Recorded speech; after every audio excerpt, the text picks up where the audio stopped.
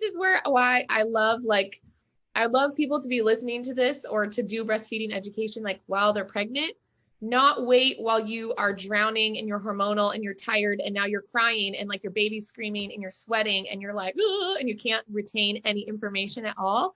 It's better to learn about this stuff before, because then when you encounter it, you're like, oh yeah, I remember. And you can retain the information better and you can like go back on it and kind of like know what to expect. So engorgement is one of those things that we're like, what is happening to my body? And if you're somebody who has small boobs like me, you're like, what is this? Like, you're not used to the feeling like whatsoever. So engorgement is the milk. Like, so there's two types of engorgement. One of the kinds is kind of expected when that milk transitions in between like day 3 and 5. The other kind of engorgement is what you can get later on, like if your baby does an unexpected long stretch of sleep, or you skip a pumping session because you're busy at work, that kind of engorgement. So there's kind of two kinds. The most important thing to know about engorgement, particularly the one that happens that's more expected in the early days, is it is milk, but it's also like swelling fluid. There's a lot of blood in the area and there's a lot of swelling. Like if you like twist your ankle, it's that kind of fluid that's in there. Oh, so it is milk, but it's also this other fluid. So some people will be like, I'm so engorged and I'm pumping and I'm latching the baby, but I'm still like, I pump and nothing really comes out. That's because it's all of this extra fluid that's in there. So my biggest tip for engorgement is to, number one, you need to soften the breast before you latch the baby.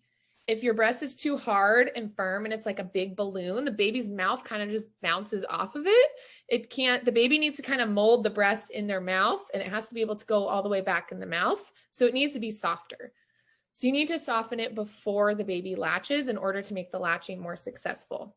So you can take your 2 fingers and kind of push backwards, like around your nipple. You're pushing some of that fluid back away from the nipple.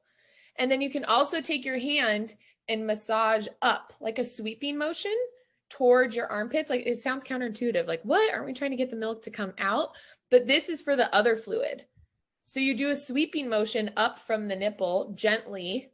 That's the other thing. When we're touching our breasts, like, they are not muscles. They're like very fragile. If you're massaging aggressively, it's way too hard for your breasts. It should be very, very light pressure, because if you massage aggressively, all you're doing is creating more inflammation in the area. So you sweep in a sweeping motion up towards your armpit, up towards your collarbone, and kind of like towards the middle, like towards your sternum, because that's moving that fluid into your lymph system, which is going to carry it away. So the engorgement, yes, is the milk, but it's also this extra fluid because there's inflammation in the area that we want to push to the side.